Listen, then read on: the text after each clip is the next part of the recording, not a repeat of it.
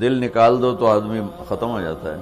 سورہ یاسین کو قرآن کا دل کیوں کہا جاتا ہے؟ صرف پہلی 3 ایک حدیث سے اس پہلی بات کی اور وضاحت ہوتی۔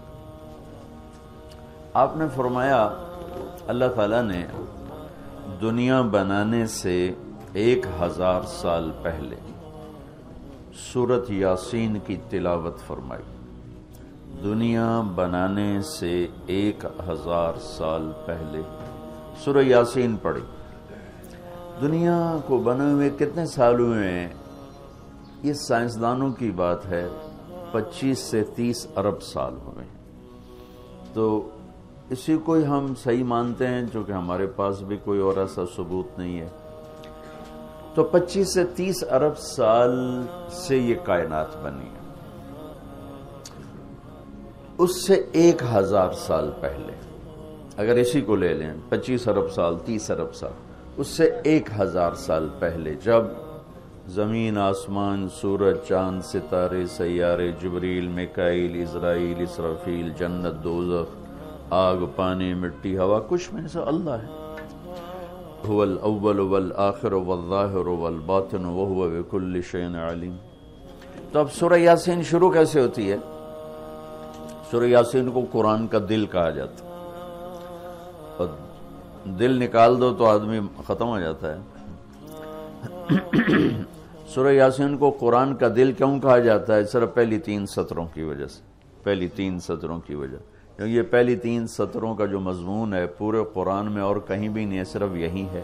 اگلی ساری سورہ یاسین اور باقی قرآن ایک جیسا ہی ہے، وہی احکام ہیں، وہی حلال حرام۔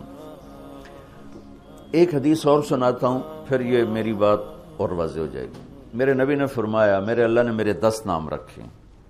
جس سے پیار ہوتا ہے نا، اس کو آدمی کئی ناموں سے پکارتا ہے۔ جیسے ماں چھوٹے بچے کو کبھی لال کہتی ہے، کبھی پھول کہتی ہے، کبھی مکھن کہتی ہے، کبھی پیڑا کہتی ہے۔ تو وہ محبت زیادہ ہوتی ہے تو صرف اسلم کہنے سے وہ محبت پوری نہیں ہوتی، تو پھر اس کو کئی نام دیتی ہے، مختلف نام دیتی ہے۔ تو میرے نبی نے کہا، میرے اللہ نے میرے 10 نام رکھے۔ میں محمد، احمد، ماحی، حاشر، عاقب، فاتح، خاتم، ابو القاسم، طٰہٰ، یاسین۔ یاسین میری بات ذہن میں رہے گی، یاسین ٹھیک میرے نبی کا نام ہے، طٰہٰ میرے نبی کا نام ہے، یاسین۔ اس کے علاوہ مزمل، مدثر، شاہد، مبشر، نذیر، داعی اللہ، سراج منیر، عزیز، حریص، رؤوف، رحیم، رحمت للعالمین، بشیر و نذیر، یہ سب قرآن پاک میں نام ہیں جو میرے نبی کو اللہ تعالیٰ نے عطا فرمائے۔ اس میں ایک نام ہے یاسین۔ اب زمین آسمان بنے نہیں، اس سے 1000 سال پہلے میرا اللہ یوں کہہ رہا ہے، یاسین، میرا نبی کا نام ہے یاسین، والقرآن الحکیم انک لمن المرسلین۔ یاسین، مجھے قرآن حکیم کی قسم، آپ میرے رسول ہیں۔ کوئی سامنے کھڑا ہوا ہے، موجود ہے۔ اگر کوئی سامنے نہ ہو اور صرف خبر دی جائے کہ ایک میرے رسول آنے والے ہیں، پھر قرآن ہوتا یاسین والقرآن الحکیم انہو لمن المرسلین۔ وہ ایک آئے گا، وہ میرا رسول ہے، وہ آ چکا ہے، وہ سامنے ہے، اور اللہ ان کو دیکھ کے کہہ رہے ہیں انک لمن المرسلین، آپ میرے عالی شان رسول ہیں، علی صراط مستقیم، اور آپ سیدھے راستے پر ہیں۔ یہ 3 جملے ہیں جو قرآن کا دل بنا رہے ہیں سورہ یاسین، کیونکہ رسالت نکال دو تو پیچھے تو کفر ہی کفر۔ تو اس ہستی کو وجود بخشا جسے سب سے زیادہ پیار کیا۔ جب آدم علیہ السلام اور اماں جان کا نکاح ہوا جنت میں، حوا علیہ السلام، تو اللہ تعالیٰ نے فرمایا کہ آدم اپنی بیگم کو مہر ادا کرو۔ ہم مہر اس وقت سے چلا، تو انہوں نے پوچھا کیا مہر ادا کروں؟ تو اللہ تعالیٰ نے فرمایا کہ تیری نسل میں میرا آخری نبی آنے والا ہے، اس پہ ایک دفعہ درود شریف پڑھ دو، یہی اس کا مہر ہے۔ یہ تیری بیگم کا مہر ہے کہ میرے محبوب پہ ایک دفعہ درود پڑھ دے، بس یہ مہر ہے۔ تو آدم علیہ السلام بھی سوچ میں پڑ گئے کہ یہ کون ہے جو میری نسل میں ہے اور مجھے اس پہ درود پڑھنے کا حکم دیا جا رہا ہے۔ یہ ہمارے اوپر اللہ کا احسان ہوا کہ اس نے ہمیں ایک عالی شان نبی کا امتی بنایا۔ سب کی نبوت آئی اور چلی گئی، آئی اور چلی گئی، آئی اور چلی گئی۔ یہ جو ڈی پی او ہے، ڈی سی او ہے، آتا ہے، اس کی نیم پلیٹ لگتی ہے، جب وہ اس کا ٹرانسفر ہوتا ہے تو نئی پلیٹ لگ جاتی ہے۔ آپ معراج پہ تھے، اللہ سے بات کر رہے تھے کہ یا اللہ، آپ نے ابراہیم علیہ السلام کو خلیل بنایا، موسیٰ علیہ السلام کو کلیم بنایا، داؤد علیہ السلام کو لوہا نرم کر کے دیا، سلیمان علیہ السلام کو ہوا تابع کر کے دی، عیسیٰ علیہ السلام کو مردے زندہ کرنے کا معجزہ دیا، میرے لیے کیا ہے؟ فماذا جعلت لی؟ تو اللہ تعالیٰ نے کہا میرے محبوب اولیس قد اعطیتک افضل من ذلک کلہ، میں نے آپ کو وہ دیا جو کسی کو بھی نہیں دیا، آپ کو میں نے وہ دیا ہے جو کسی کو نہیں دیا۔ یا اللہ وہ کیا ہے؟ کہ تیرا میرا نام اکٹھا ہو گیا ہے، جدا نہیں ہو سکتا ہے۔ لا الہ الا اللہ، آگے پڑھو، بولو۔ لا الہ الا اللہ کے ساتھ آدم رسول اللہ بھی لگا، لا الہ الا اللہ کے ساتھ نوح رسول اللہ بھی لگا، ابراہیم بھی لگا، اور اسماعیل بھی، اور اسحاق بھی، یعقوب بھی، یوسف بھی، موسیٰ بھی، ہارون بھی، یوشع بھی، یونس بھی، یحییٰ بھی، زکریا بھی، داود بھی، سلیمان بھی، سارے نا۔ پر جیسے ٹرانسفر ہو گیا، چلو جی پلیٹ بدلو، نیا آ گیا، ٹرانسفر ہو گیا، چلو بھائی پلیٹ بدلو، نیا آ گیا۔ اللہ نے کہا میرے محبوب، یہ جو میں نے اپنے نام کے ساتھ تیرا نام جوڑا ہے نا، اسے قیامت کا دھماکہ بھی نہیں جدا کر سکی۔ لا الہ الا اللہ محمد رسول اللہ، ذکرت الا ذکرت معی، قیامت تک تیرا میرا نام اکٹھا ہوگا، جدا نہیں ہو سکتا۔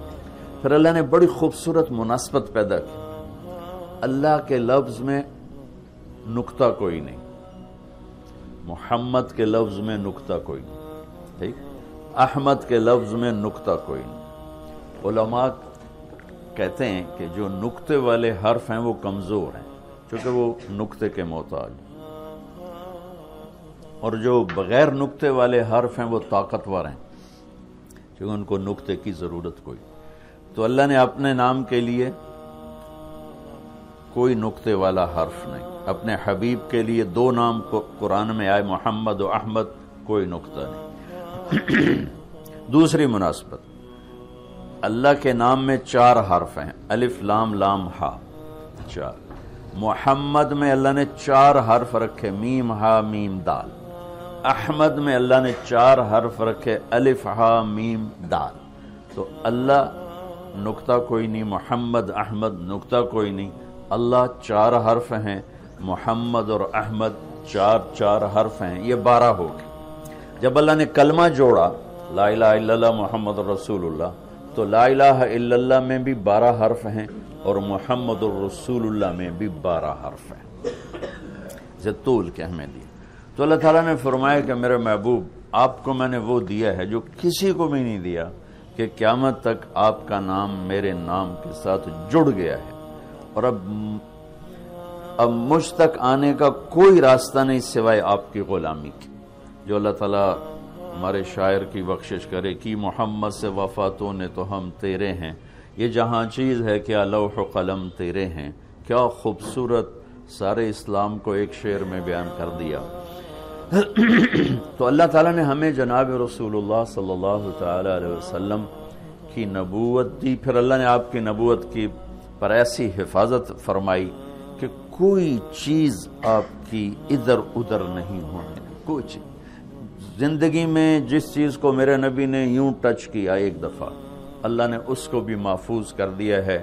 1439 سال ہو چکے ہیں، آپ کی زندگی کی کوئی چیز غائب نہیں ہے، محفوظ ہے، قرآن کی طرح، لوح محفوظ کی طرح میرے رب کا اپنے محبوب کی زندگی پر پہرا ہے۔ کیوں؟ چونکہ قیامت تک نمونہ آپ کی ذات، تو آپ کی ذات نمونہ ہے تو پھر نمونہ موجود ہونا چاہیے، عیسیٰ علیہ السلام کی زندگی موجود ہی کوئی نہیں، موسیٰ علیہ السلام کی زندگی موجود ہی کوئی نہیں، لیکن میرے نبی کی زندگی پیدائش سے لے کر اور دنیا سے جانے تک کی ہر چیز موجود ہے۔ اس کی ایک میں مثال دیتا ہوں کہ ہمارے ہاں یہ تو پیڑھی والے لوگ ہیں نا کہ ان کا سلسلہ نسب اللہ کے نبی سے ملتا۔ ہم تو راجپوت سے مسلمان ہوئے، پتہ نہیں کیڑی پیڑھی مسلمان ہوئے، پیچھے ہندو تھے، سکھ تھے، وہ بھی کوئی پتہ کوئی نہیں۔